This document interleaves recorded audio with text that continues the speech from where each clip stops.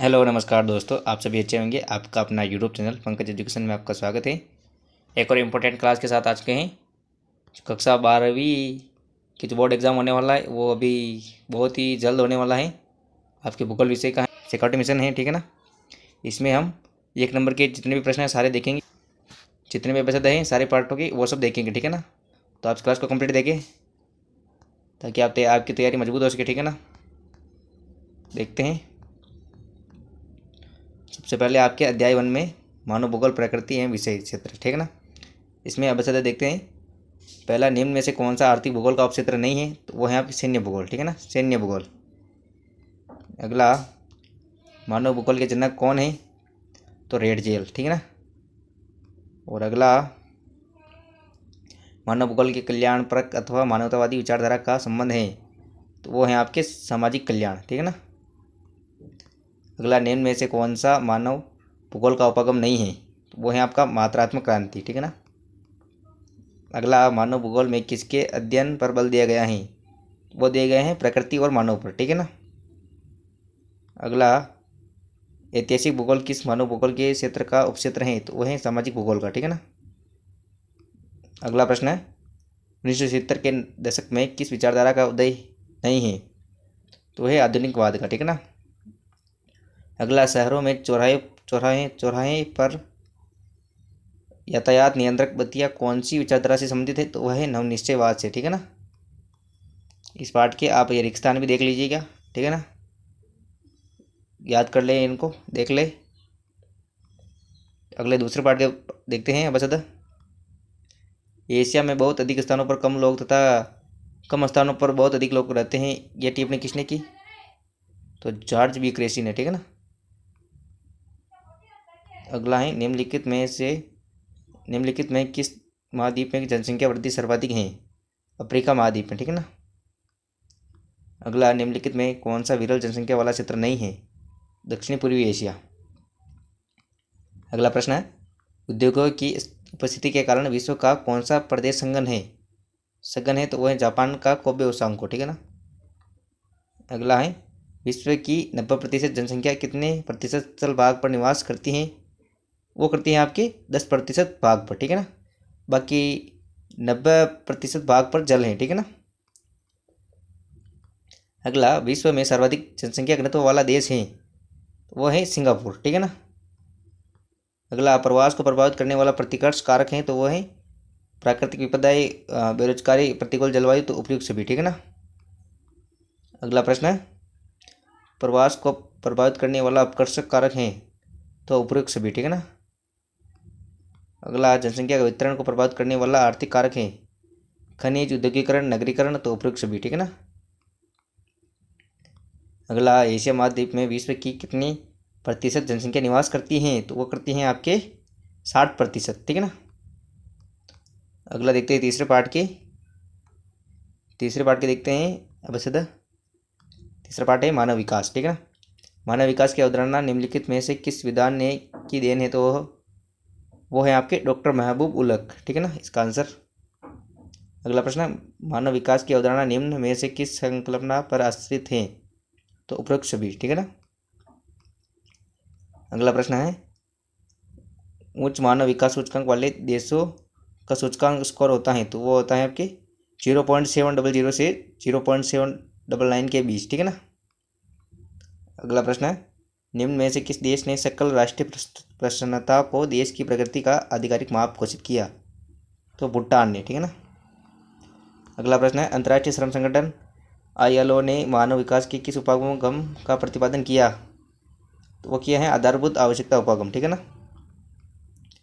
अगला प्रश्न है, प्रो अमर्त्य सेन का संबंध किस मानव विकास उपागम से है, तो वह है आपके समता उपागम से, ठीक है ना। अगला प्रश्न, सर्वोच्च मानव विकास सूचकांक वाला देश है, तो वो है आपके नॉर्वे। अगला, मध्य मानव विकास सूचकांक वर्ग में कितने देश हैं, तो वो है आपके 37। अगला, मानव विकास का महत्वपूर्ण पक्ष है, तो उपयुक्त सभी, ठीक है ना।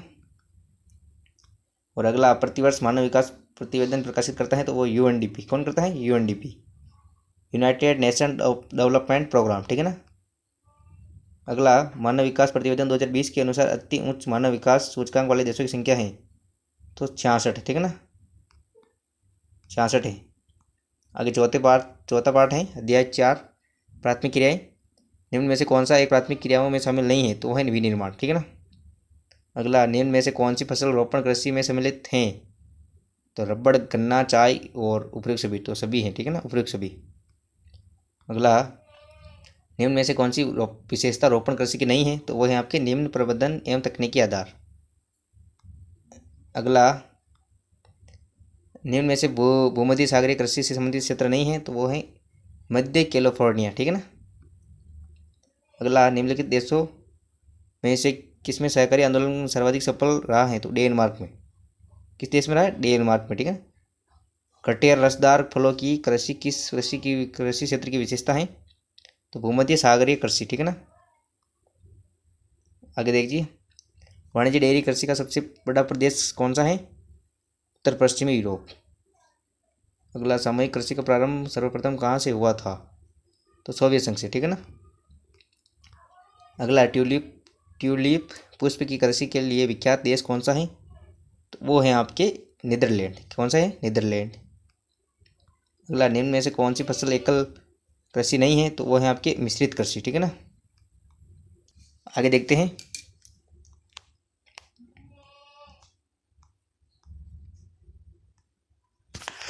आगे आपके पांचवा पार्ट रहने वाला है। विनिर्माण की सबसे छोटी इकाई है, तो वो है आपकी कुटीर उद्योग।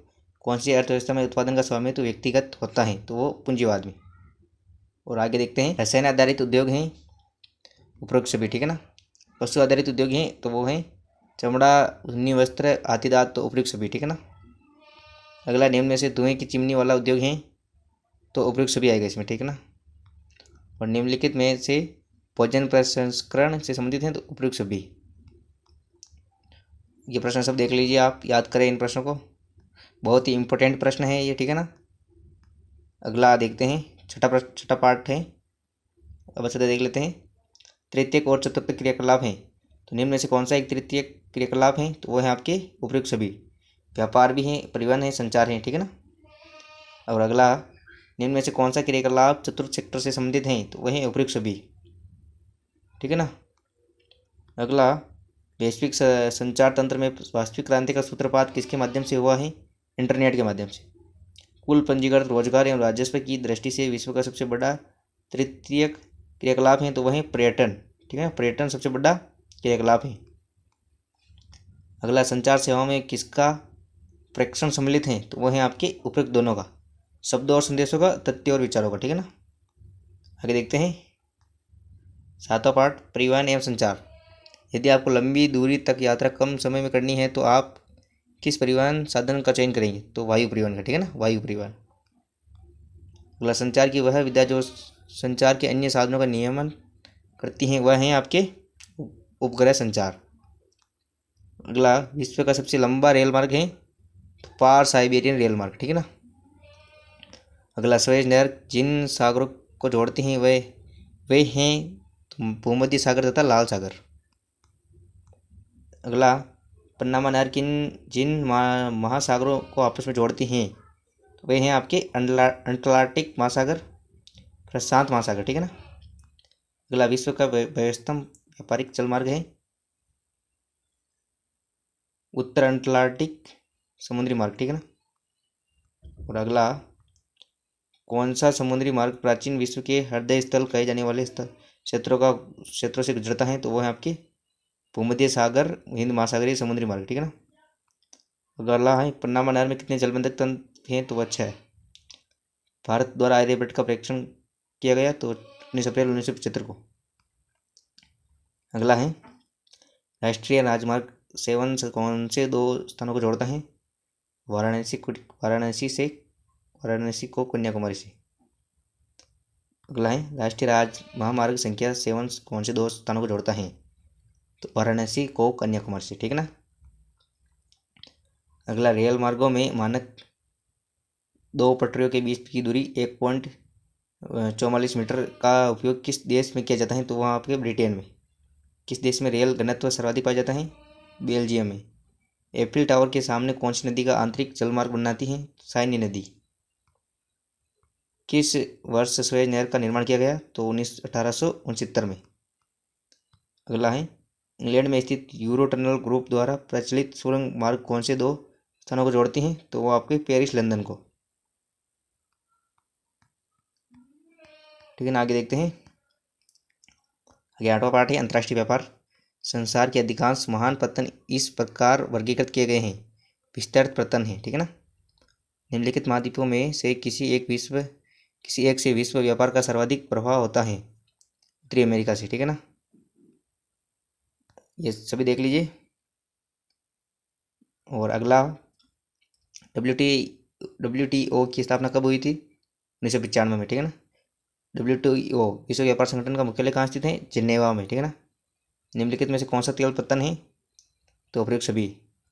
अगला है, निम्नलिखित में से कौन सा आर्थ्रोपो पतन है? तो उपयुक्त सभी। अगला, कोलकाता किस नदी पर स्थित है? तो हुगली नदी पर। आई होप आपको वीडियो अच्छा लगा होगा।